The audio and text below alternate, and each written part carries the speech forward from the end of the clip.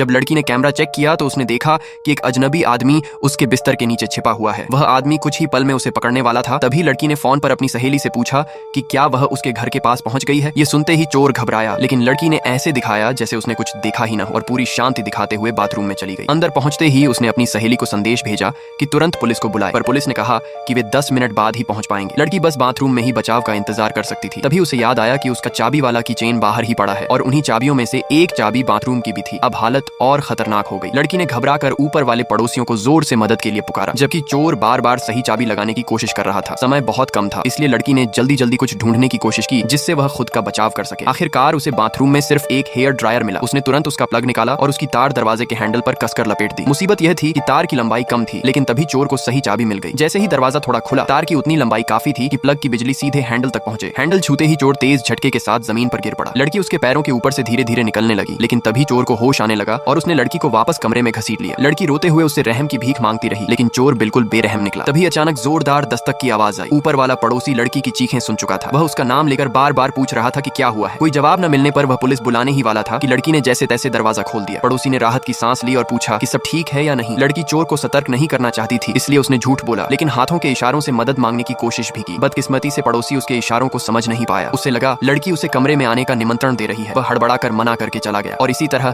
लड़की की आखिरी उम्मीद का दरवाजा उसकी अपनी आंखों के सामने बंद हो गया।